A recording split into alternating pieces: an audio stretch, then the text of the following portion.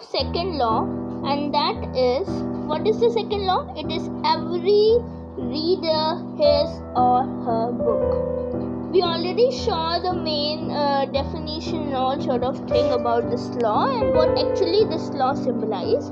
Now, readers' requirements are varied for implementation of law. Definitely, when the law itself states the fact that every books are for all, right? Books are for all. So in that case, what the user want, according to that, books should be given, right? So it is the obligation of library to provide his or her, every reader his or her book. This law has contained obligation on the state, library authority, library staff, and readers of library. So it's not only obliged towards any special category. See, first of all, it is on the state. A state should first of all open the library, right? Then comes the library authority, and staff also play very important role. And most of all, very important role is of reader.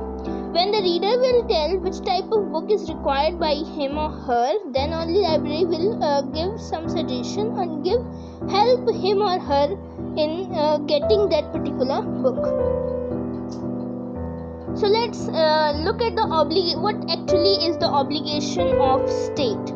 So it is the obligation of state to provide sufficient support to the citizen for informal, especially where library play important role in informal only, right? Informal education, continuous and self-education through the network of library. Public library provide academics and literary support to cross section of society, that is means multiple readers are there, in which children, men, women, rich, poor, and so on, to facilitate development and dissemination of knowledge.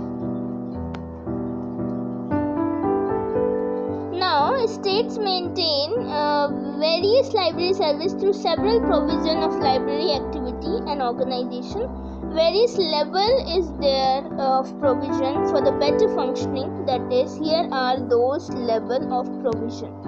Number 1, State Public Library Act, State Library Authority, Local Library. First of all, state should be there at the top. Then comes the local, right? Local Library Authority, Local Library Committee, Village Library Committee if it is, a State Central Library, and Finance, Account and Audit. That is the thing. Functioning of a system will be well defined with regard to gradation of authority. You should make the gradation of the authorities, right? Power should be given, duty of the authority at various level by level. When you will divide, then in that case things will be done in much better form. Source of income, permissible in items of expenditure, selection of books, cooperative storage, centralized and cooperative cataloging, classification. Cataloging should also be done, classification, cooperation and dissemination of information. The most and very, very important fact is, if you have a bulk of material but you are not able to disseminate, then the library is not that is not the actual law. It is actually, you should cooperate in dissemination of information also.